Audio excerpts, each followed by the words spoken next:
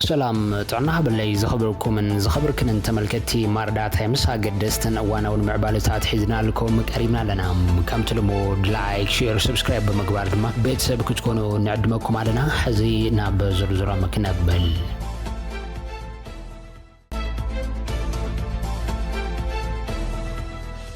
عب تجري قاتي مبزلو حصرت ندادن كل كلان زس عبو تجم بزلاقنت مفتاح بإلكتريك سرحة تشكركرت ببزح كعتواز التبابع سرح كم سرح بيرو مقوعزيان تجري فليت اللهم حصرت ندادي بقدام النزهاسي وكابنا بنقلقالو تزباو مقوعزيان زيت كم كفال حبر السب كم زخونن نزيت أجم المفتاح عب زيت تحز أنفات قدي سبابتي وساني كم زخونن دايركتر أشكركرتن تشكركرتن بيرو مقوعزيان تجري أي تجبره وتخليه محبيرم زلهم بزود ما سبابتي تمته بوم نخسر حلو تبيرو كم زتبابعن كم زحجزن ايت قبره هو التخليه الرقاقيتهم اتن بحالي الكتريك سرعه تشكركرتي ابو اشتختما بحصر ترحقتها زغلغلات رايزي كوناس بوانانت ابن وحت غعزوتات كابنا بن كسرح زغلاق خنا كم زلونتهم دايركتر غليصوم اللهم مس حطرته ترى ገንዘብ ተታحيزو بترانسفر ዝግበር ክፍሊት አይنقبልን ዝብሉ አሽከርከርት ከም ዘለውን ዝሓበሩ እቶም ዳይሬክተር አሽከርከርት ዝጸገም ኣብዘሎ ወድዓው ጸገም ምዃኑ ተረድዮም ክፍሊት ትራንስፈር ክቅበሉ ተሓሳሲቦም ኣብ ጉዳይ ኤሌክትሪክ ስርዓት ተሽከርከርት ሓብራው ምርዳእ ክህሉ ዘኽእል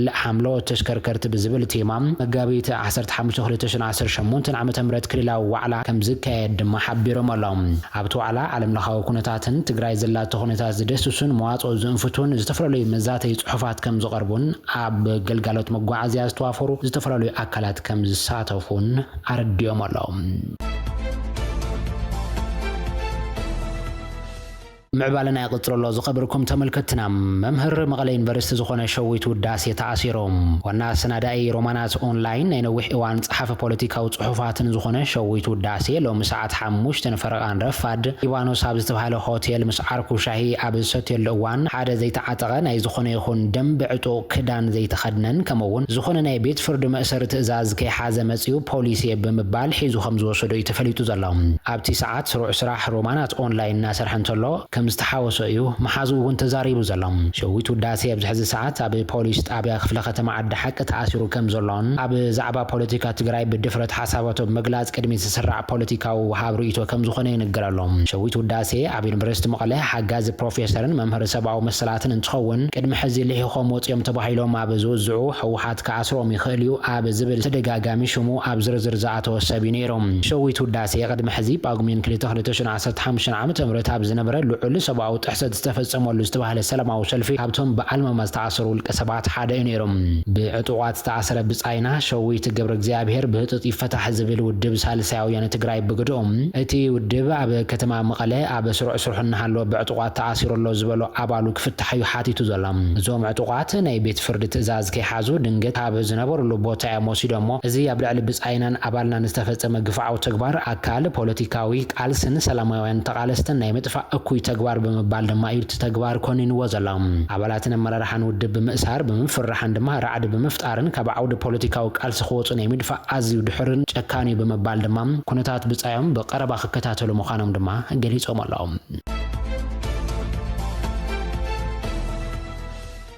معبالنا يقطر الله زخبركم تملكتنام ايرتراو ناي مطراز زنبره مدب تسريزوم دانيا لعلواي بيت فرد بريطانيا حدا ايرتراو قداي زي حيغاو مسغار سبات بحيلينا بفرنسا مملاس نحدغا خقالو يخيل يزبل سكفتاتات دحر ملعلو نا بفرنساي كيملس اغيدو علام مسرت فرنسان بريطانيان ابا ورح تقم 2025 عام تفرنج تسمع معو حدا خاطو حدا يوص زبل وطن حدا ايرتراو نا بفرنساي كم تسغوغو زكريوم اتي يوناس بزبل كتكاس زحاتته منسي ابزها قال ابزتنا وهي حغراو غلغلوت ابزنبرلوان بسنكي امنت وعدرع كيوردو بمسغا كبهاغرو كادم كمستجدد يزغلس يوناس ببيلاروس بولاندن فرنساي بيلون ابعباي بريطانيا كمستغعزه مسكالو 7117 ابحنت نشتو جلبا تسقيلون مترب عد انجليز كمسغرن غليا مسو زنبرو ابا عد انجليز عقبا كمزرخبوني تزاريبو زلام اتي بنشتو جلبا ابعباي بريطانيا زاتو حاتات عقبا دما بمسرت اتي بحغاو منجد نزمص سب نملوات بحيلنا بفرنساي ምምላስ ዝበለ ካታዓስ መማክልቴን ሃገራት ናብ ፈረንሳይ ክስጓጉ ከም ዝኽእል ይዝገልጽ እትወዲ 31 ዓመት ኤርትራዊ ሓታት ዕቁባ ምስ ካልኦት ክልተ ዕድሜኦም ዘሰሓሕብ ጉዳዮም ድሕሩ ዝውሰን ስደተኛታት ፈረንሳ ንግዳያት ዘይሕጋዊ ምስጋር ሰባት እኹል ደገፍ ከም ዘይትህብ ይምጉተሎም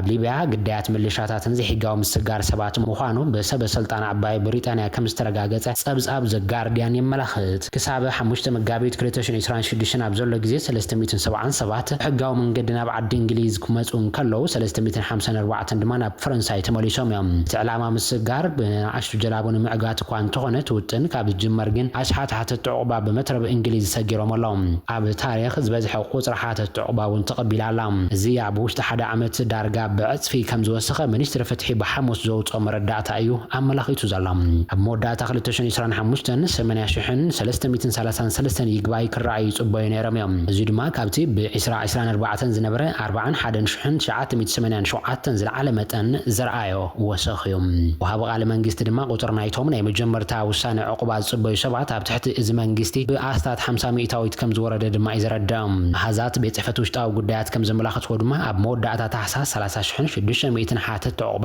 ውሳነታትና ተጸበዩ ኣብ ሆቴላት ተዓቂቦም ከም ዝነበሩ ይሕብር ምዕባለና ይቅጽለሎም ነበርቲ ቀይሕ ባሕሪ ዓፋር ኤርትራ በስርዓት ግደ ይብደሉ ከም ዘለው ኣብ ክልል ዓፋር ዝርከቡ ስደተኛታት ገሊጾም ነበርቲ ቀይሕ ባሕሪ ዓፋር ኤርትራ በስርዓት ግደ ዝተፈላለዩ ግፍዕታት ይፍጸሞም ከም ዘሎ ኣብ ክልል ዓፋር ኣሳይት ኣብ ዝርከብ በራውሊ ተባሂሉ ዝጽዋዕ መዕቆቢ ስደተኛታት ዝርከቡ ኤርትራውያን ገሊጾም ዘሎም እቶም ነበርቲ ማሕበረ ቁጠባዊ ጸገማት ጥሕሰት ሰብኣዊ ምስላትን ይጋጥሞም ከም ዘሎ እዮም ዝገልጹ ሓደ ርእይቶ ወሃቢ ብሃገራዊ ቴሌቪዥን ኢትዮጵያ ብዝተመሓላለፈ መደብ ንሕና ኣብዚ ግዜ እዚ እናሃለወና ዝሰኣና ሰባት ኢና ነበር ዘለና ክብል ይገልጹ ዘሎም ወስኹ ድማ ኣብ ኤርትራ ዝነበር ዜጋ በክንዲ ተረባሕ ልምዓትን ለውጥን ዝኸውን ወታደር ኮይኑ ዝነበር ዘሎ እቲ ስርዓት ንመንስያታ ብዕሸል ዕድሜኦም ናብ ወታደራዊ ታዕሊም ስለ ዘእተዎም ውሉድን ወላድን ሓያሎ ዓመታት ተፈላለዮም እዮም ዝነብሩ ዘለው ኢሎም ሓንቲ ካልእ ርእይቶ ወሃቢት ብግዳእ ናብ ስደት ክትወፅእ ካብ ዘገደዱ ክልተ ምኽንያታት ቁጠባዊ ብድሆን ስርዓታዊ ጭቆናን ምዃኖም ትገልጽ ጭቆና እንተዘይህሉ ነይሩ ድኽነትና ክኢልና ብዓድና ምተቐመጥና ነርና እምበር ዓሰብን ቀይሕ ባሕርን ገዲፍና ናብ ስደት ኣይመወፃእናን ክትብል ገሊጻ ኣቦን ካልኦት ናይ ቀረባ ቤተሰቡን ብስርዓት ሻዕብያ በግፍዒ ከም ዝተቐተልዎ ዝገልጽ ካልእ ርእይቶ ወሃቢ ድማ ከምዚ ዓይነት እዚ ዝኣመሰለን ናይ ገዛ ርእሱ ዜጋታት ብግፍዒ ዝቐትል ካልእ ስርዓት ይረኣኹን ክብል ድማ ይቃል ሂቦም እቶም ርእይቶ ወሃብቲ በቲ ኣብ ልዕሊ ዜጋታት ኤርትራ ብሓፈሻ ድማ ኣብ ነበርቲ ቀይሕ ባሕሪ ዓፋር ብፍላይ ይፍጸማሎ ዝበልዎ ግፍዕታት ገደብ ኣልቦ ወታደሮ ኣገልግሎትን ኣማሪሮም ዓዶም ገዲፎም ናብ ስደት ከምርሑ ከም ዝተገደዱ እዩ ዝገልጽ ኣብ ቀረባ እዋን ዝወፀ ጸብጻብ ኣልጀዚራ ብኣቦም በሪ ዓፋር ቀይሕ ባሕሪ ዲሞክራሲያዊ ውድብ ዝኾነ ኢብራሂም ሃሩን ዝተጻሕፈ ሓተታ ተመርኪሱ ኤርትራ ተሳተፈሉ ጎረቤታዊ ኩናትን ከምኡውን ሃገራዊ ኣገልግሎትን መቐጸልታ ዕድመ ናይ ምልካዊ ስርዓት ኢሳያስ ክብል ኣቃሊዑ ነይሮም እቲ ሓተታ ከም ዘመላኽቶ ኣብ ምምሕዳር ካርተር ምኽትል ኣማኻሪ ሃገራዊ ድሕነት ዚቢዩግኒ ብሬዚንስኪ ኮይኑ ዘገልገለ ኣሜሪካዊ ጸሓፍን ተንታን ጸጥታን ፖል ቢ ቤንዝ መሰረት ገይሩ ሓደ እዋን ብዛዕባ ዝሕጂ ዘሎ ፕረዚደንት ኤርትራ ኢሳያስ ኣፈወርቂ ኣዝዩ ብልሒ ዘለዎ ትዕዝብ ተቐሪቡ ከም ዝነበረ እዩ ዝሕበር ኣብ 2007 ኣብታ ኢትዮጵያን in መንግስቱስ ፋይናል year until the last bullet ትብል መጽሓፉ ኢሳያስ ምስ መንግስቱ ኃይለ ማርያም ዝመሳሰሎም ቀትለት 10 ሸሓት ተቃወምትን ሲቪላትን ዝተቆጻጸረው ልቅመላኺ ኤርትራ ነበር በመባል በባህርነት ተሐሳስባን ብዘደነቕ መንገድ ተመሳሰሉን ክብል ዝተብሂሉ ነይሮም ሄንዛበ መንጎ መንግስቱን ኢሳያስን ዝራእዮ ተመሳሳልነት ኣብ ዝሓለፉ 13 ዓመታት እቲ ምምስሳል ባህር ጥራይ ዘይኮነስ ልዑል ሳዕቤንን ተግባርን ከም ዘሎ ተረጋጊጹ ይኽብል ማዕኸን ዜና አልጀዚራ ነቲ በአቦም በርዓፋር ቀይሕ ባህር ዲሞክራሲያዊ ውድብ ዝኾነ ኢብራሂም ሃሩን ዝተጻሕፈ ሓተታ ተወኪሱ የውፅዎ ዘሎም እቲ ጽሑፍ ከም ዘመልክቶ ኢሳያስ ኣብ 1991 አንጻር ስርዓት መንግስቱ ዓወት ድሕሪ ምእዋጁ ምምጻእ ነጻ ሉላዊት ኤርትራ ከዓትር ክኢልዩ ንሓፂር እዋን ኤርትራውያን ተስፋ ረኺቦም ዝሐሸ ቁጠባዊ ተስፋን ከምጽኢሎም ገሚቶም ነይሮም እዮም እቲ ትምኒቶም እዚ እናሃለወ ግን ኣብ ልዕሊኡ ዘይሕፈስ ትምኒት ኢሳያስ ዝበሎ ዘረባ ኤርትራ ናብ ኣፍሪካዊት ሲንጋፖር ኢና ክንቅይራ ዝብል ዘረባ ከም ኣብነት እውን ኣዘኻኺሩ እዮም ይኹን እምበር እቲ ናይ ናጽነት ፍስሓ ንሓፂር እዋን ነይሩ ኤርትራ ናብ ብልጽግቲ ሊበራላዊ ዲሞክራሲያዊ ናይ ምቕያር ሕልሚ ንኢሳያስ ኣይሰሓቦን ሃገሩ ንሲንጋፖር ዘይኮነስ ብዛዕነው ነባራት ህንጻት ትፍለጥ ብተረኽ ትነብር ንስፓርታ ትመስል ሃገር ኢሉ ኣሎም ነቲ ብኤርትራዊ ፈላሚ ሕጊ በረኸት ሃብተ ስላሴ ዝተነድፈ ዲሞክራሲያዊ ቅዋም ነጺጉ ንኤርትራ ብሓጺነ እዳው ኣመሓዲሩ ኣብ ሓፂር ግዜ ንኤርትራ ናብ በረኻ ቀይርዋ ዝብል ኢብራሂም ሃሩን ኤርትራዊ ትካላትን ብሓፈሻ ድማ ሕብረተሰብ ናብ መሳርሒ ቀይሩ ጂኦፖለቲካዊ ድሌታቱን ምፍጻም ኤርትራውያን ኣብቲ ብዙሕ ወታደራዊ ውዲታት ናይቲ ፕሬዚደንት ንውልቃዊ ሕልምታቶምን ባህግታቶምን ዝኸውን ቦታ ከይተረፈ ፍቃድኛታት ዘይኮኑ ዕሱባት ኮይኖም ተሪፎም ክብል ድማ እዩ እቲ ሓተታ ዘመላኽት ኢሳያስ ምስቶም ኣብ ካልእ ቦታታት ዓለም ዘለዉ ሰባት መብዛሕትኡ ግዜ ከም ንቡር ዝወስድዎ ገለ ኤርትራውያን መሰረታዊ ሰብኣዊ መሰላት ሓርነቶምን ከስተማቕሩ ዝደፍሩ ናይ ቀረባ መሻርክቱን ከይተረፈ ብዘይ ምሕረት ከም ዝቀየደ የመላኺቶም ኣብ ጉንበት 2001 ዓመተ ፈረንጂ ላዕለዎት ሰበስልጣን ኤርትራ ብዙሓት ካብኣቶም ኣብ ኩናት ክሳብ ሰላምና ጸነትን ኣብ ጎንቲ ፕሬዚደንት ዝነበሩ መልካዊ ኣገባብ ምሕደረው ዳግማይ ክሓስበሉን ነፃን ፍትሓውን መረፃ ክካየድን ዝፅውዕ ቅሉዕ ደብዳቤ ኣብ ዘውፅሉ እዋን ኣብቲ እዋን ካብቶም 15 ሰበስልጣን እቶም 3 ኣብ ወፃኢ ሃገራት ይነብሩ ኣብ መወዳእታ እቲ ሓደ መርገጽ ይቀይሩ ናብ መንግስቲ ኢሳያስ ተመሊሱ ተጸንቢሩ እቶም ዝተረፉ 11 ግን ብዘይ ተገለጸ ክሲ ብቕልጡፍ ኣብ ቀይዳ ኣትዮም ድሕሪ 20 ዓመት ዕጫ ናይዞም 11 ሰባት ክሳብ ሕጂ እውን ዳሃይሞ ይተፈልጥን ዘላዎም ብህይወት ድዮም ዋላ ግዳይ ጨካን ተግባራት ኢሳያስ ኮይኖም ብርግጸኝነት ዝፍለጥ ነገር እኳ እንተዘየሎ ብዙኾነ ሕጋዊ ወይ ድማ ሃይማኖታዊ መኻሪ ወይ ድማ ኣባል ስድራ ቤት ክረኽቦም ከም ዘይተፈቀደሎም ድማ እዩ እቲ ጸብጻብ ዘረድኦም እዞም ላዕለዎት ሰበስልጣን ኤርትራ ኣብ ከምዚ ዓይነት ተሓዛ ካብ ዝተገብረሎም ፍሉጣት ሰባት እኳ እንትኾኑ ዕጮኦም ግን ፍሉይ ኣይኮነን ኣብ ኤርትራ ነቲ ዓብይ ጥበብ ዘይፈልጥ ሰብ እንተሎ ዘይጋገብ ፕሬዚደንት ኢሳያስ ኣፈወርቂ ስለዝኾነ ነዚ ኣብ ሕቶ ምልክት ከእቱ ዝደፍር ሰብ እንተሎ ዕጮኦም ከም ዝበፅሖ እውን እዩ ዘመላኽት ፕሬዚደንት ኢሳያስ ኣፈወርቂ ዝፈጠሮ ሕልሚ ዝመልኦ መንግስቲ ዝኾነ ሰብ ክመሃር ክሰርሕን ከመልኽን ንግዲ ከካይድን ወይ ድማ ካልእ ንቡር ንጥፈታት ክዋፍር ነፃ ኣይኮነን ዝብል ሓተታም ኩሉ ኤርትራዊ ዜጋ ንመዋዕሉ ኣብ ባርነት ላዕለዋይ መራሒ ዝጸንሕ ግዴታውን ዘይተዓድነ ወታደራዊ ኣገልግሎት ኣሎ ኢሳያስ ዝምውሎ ርእይ ብሄራዊ ስደት ኣሎ ከም ኣብነት ኣብ ጉንበት 2023 ኣብ ዝወፀ ጸብጻብ ፍሉይ ራፖርተር ሕቡራት ሃገራት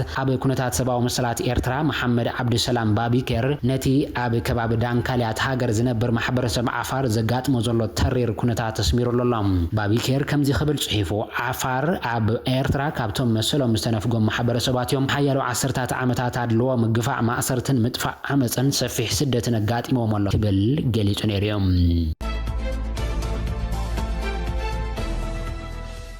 ኣብታ ኣብ ምዕራብ ኢራቅ ዝወደቀት ወታደራዊት ነፋሪት ኣሜሪካ ካብ ዝነበሩ 6 ኣባላት ሓይሊ ኣየር እቶም 4 ከም ዝሞቱ ማእኸላይ እዝ ኣሜሪካ ፍለይጦም መንነት ናይቶም ዝሞቱ ግን መቕረቦም ክሳብ ዝርድኡ ንዝመጽ 24 ሰዓታት ከም ዘይግለጽ ማእኸላይ እዝ ኣሜሪካ ብዝወፀ መግለጺ የፍሊጡ ዘሎም ማእኸላይ እዝ ኣሜሪካ ሎሚ ኣብ ኤክስ ኣብ ዝርግሖ ሓበሬታ ጠንቂ መውዳቕታ ነፋሪት የጻርዩ ከም ዘሎን ብምሕባር ታሪማ ከም ዘይወደቀት ድማ ገሊጹሎም ሓይልታት ኣየር ጸረ ኣየር ባሕርን ኢራን ፍጹም ከም ድምሰሰ ድማ ሚኒስተር ኩናት ኣሜሪካ ፔት ሄግስቲ ገሊጹ ዘሎም ንሱ ሎሚ ኣብ ዋሽንግተን ጋዜጠኛታት ኣብ ዝሃቦ መብርሂ መጠን ሚሳይላት ኢራን ብ90 ሚእታዊት ከም ዝነከ ንመጥቃዕቲ ተወንቂፈን ዘይምለሳ ድሮናት ድማ ብ95 ሚእታዊት ከም ዝጎደላ ኣይጠቂሱ ዘሎም ኢራን ሓይሊ ኣየር ጥራይ ኣይኮነን ካብ ስራሕቲ ወፃኢ ኮይኑ ዘሎ ሓይሊ ባሕራ እውን ብምልኡ ኣብ ከርስ ወሽመጥ ፋርስ ጥሒሉሎ ዝበለ ተጻሓፊ መዓልታዊ ጭበጥ እዩ ዘሎ ክብል ድማ ተዛሪቡ ዘሎም ሓዱሽ ኣያቶላህ ሙሳባ ኻሜኒ ኣብቲ ዝካየድ ጸንሕ መጥቃዕቲ ኣሜሪካን እስራኤልን ከም ዝቆሰለ ሄግስት ክገልጽ እንከሎም ሓይልታት ኣሜሪካ ብልዕሊ ኢራን ዘካየድዎ ደብዳባ ዝለዓለ ምዃኑን እቲ ኣሜሪካዊ በዓል ስልጣን የፍሊጡ ዘሎም ነቶም ምስታት ማሊ ዝተሓምሰሰት ነዳዲ ትመልእ ዓባይ ነፋሪት ተቐትሉ 4 ኣባላት ሰራዊት ኣሜሪካ መልኪቱ ዝሃቦ ቃል ድማ ኩሎም ጀጋንዮም ክብል ይገልጽዎ ዘሎም ኣብቲ ኣብ ፔንታጎን ቀንዲ ቤት ጽሕፈት ሚኒስትሪ ኩናት ዝተኻየደ ጋዜጣዊ መብርሂ ዝተረኸበ ላዕለዋይ ኣዛዚ ሰራዊት ኣሜሪካ ብወገኑ ነቶም ምስታ ነፋሪት ተቐትሉ ወታደራት ዘለዎ ክብሪ ድማ ይገልጹ ዘሎም ኣብ ቦምበር ሓለቓ ስታፍ ሓይልታት ኣሜሪካ ዝኾነ ጀነራል ዳን ኬን ሰራዊቱ ጥራይ ልዕሊ 6,000 ዕላማታት ኢራን ከም ዘጥቃዕ ተዛሪቡ ዘሎም ሎሚ ኣብ ልዕሊ ኢራን ዘካየድዎ መጥቃዕትታት ድማ እቲ ዘጸዓቐ ክኸውን እዩ ክብል ተዓዛዚ ኣጠንቂቖሎም ዝኸበርኩምን ዝኸበርክንን ተመልከትና ሓበሬታታት ሰዓት ዞም ክትከታተልዎም ጽናሕኹ ይመስሉ ነይሮም ኣብ ዝቕጽል ብሓደሽትን እዋናውን ምዕባለታት እንራኸብ ክኸውን እዩ ሰሰናይ ንመን የልኩም